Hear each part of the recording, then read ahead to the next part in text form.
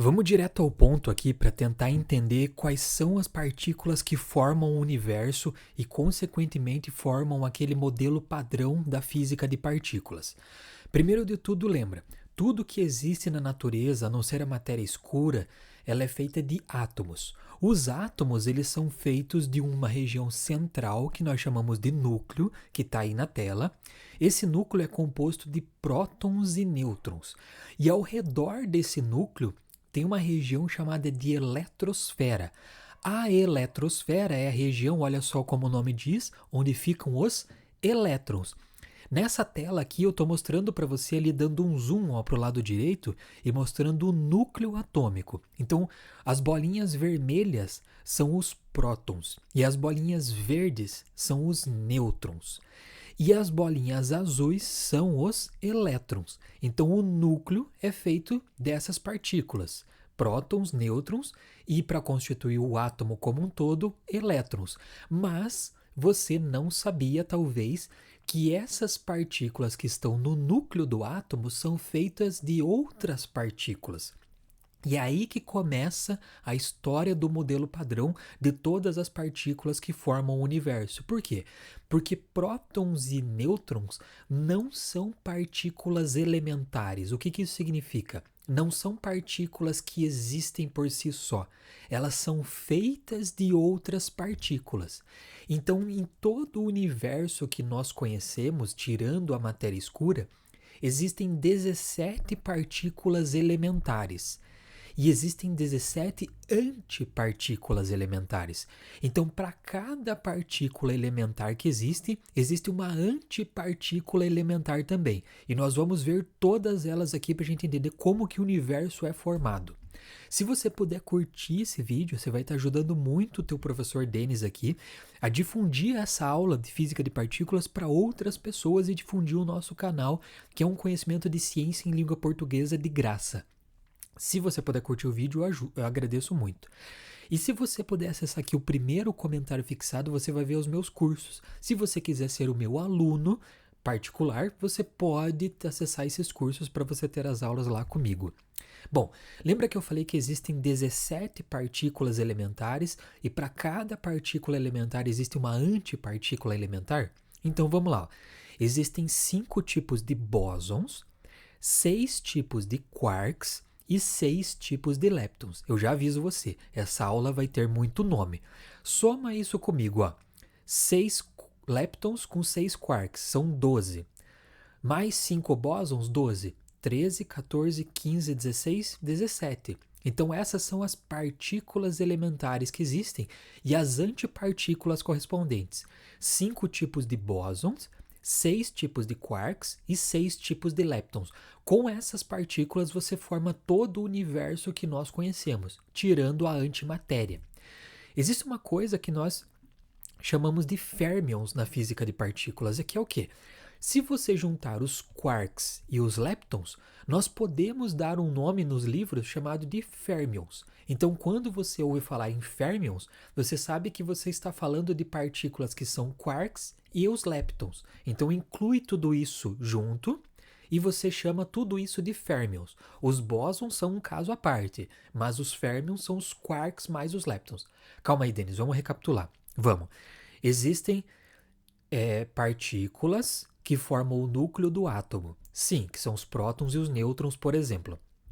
Só que os prótons e os nêutrons são feitos de outras partículas, é isso que a gente está vendo agora.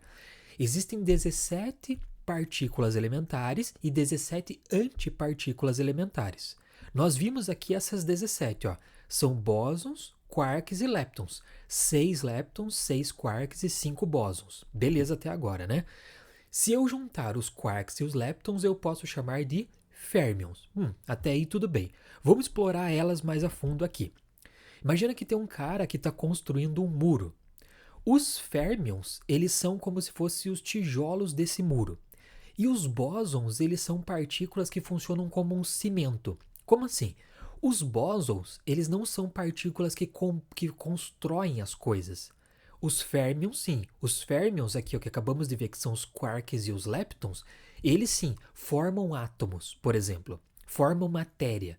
Já os bósons, nós chamamos de partículas mensageiras. Os bósons, eles não formam os átomos, mas eles são como se fosse uma cola, um cimento que deixa os férmions todos juntos para poder formar a matéria. Então os bósons precisam existir para que a matéria consiga permanecer do jeito que ele é. Porém, se existissem só os bósons, não existiria matéria. Para existir matéria, precisam existir os férmions, que são o quê? Os quarks e os leptons. Você é feito de férmions, de quarks e leptons. Tudo que existe no seu corpo é feito de férmions. E o que mantém a estrutura do teu corpo são as partículas mensageiras, chamadas de bósons, beleza? E os leptons? Lembra que eu falei que tem aqui, ó? Vamos voltar lá. Os bósons, os quarks, bósons são partículas mensageiras, quarks, e agora tem os leptons. Bom, os leptons, eles são partículas, as partículas mais leves que existem. Algumas nem considera que tem massa. E olha só, existe o elétron, que você conhece, que está lá ao redor de qualquer átomo, de qualquer núcleo atômico. Existe uma partícula chamada muon e existe uma partícula chamada tau. São leptons. E lembra que tem as antipartículas? Então ali você tem o elétron e você tem o neutrino do elétron, ó, 4. Tem o neutrino do muon, 5. E tem o neutrino dos tau, 6. Olha só, 6 partículas e correspondentes antipartículas. Olha só quantos leptons nós tínhamos? Exatamente 6. Então são 6 leptons. O elétron, o muon, o tau, o neutrino do elétron, o neutrino do muon e o neutrino do tau. Agora vem uma coisa muito importante na física de partículas. Os leptons, eles não são feitos de outras partículas. Eles são partículas fundamentais, assim como os quarks e os bósons. Espera aí. Então, próton e nêutron não eram partículas fundamentais, não. Por quê? Porque eles são feitos de quarks. Os bósons são partículas fundamentais, assim como os quarks e assim como os leptons. Então, os leptons são partículas fundamentais, eles não são feitos de nada mais além disso. Então, o elétron não é feito de outra coisa, ele é simplesmente o elétron. Agora, vamos falar especificamente dos quarks. E aí a gente vai começar a nossa construção para formar a matéria. Lembra que eu falei que também existem 6 tipos de quarks? Lembra? São 6 leptons e 6 quarks. Existe o quark up, o quark down, o quark charm, o quark strange, o quark top e o quark bottom. Nossa, de onde vem esses nomes? Físicos de partículas são pessoas muito criativas para nomes, não sei de onde vem. Mas esses são os tipos de quarks que existem. Presta atenção numa coisa, porque são os quarks que vão formar os prótons e os nêutrons que formam os átomos do teu corpo. Os quarks do tipo up, charm e top têm uma carga de 2/3. Não precisa decorar isso.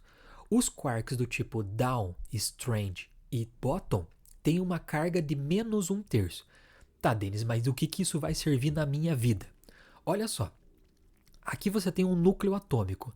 Lembra que as partículas, as bolinhas vermelhas são os prótons e as bolinhas verdes claras são os nêutrons.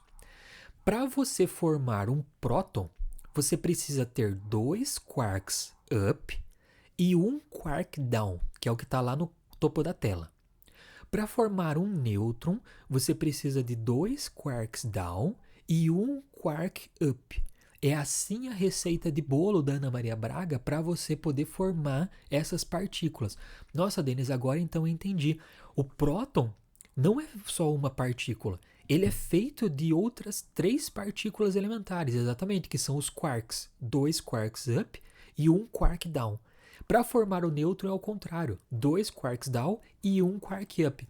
Veja que o próton é feito de 3 partículas, que são os quarks, e o nêutron é feito também de 3 partículas que também são quarks. Simplesmente num arranjo diferente você forma prótons e forma nêutrons. Então veja, prótons e nêutrons não são partículas elementares, eles são feitos de quarks, que são essas outras partículas.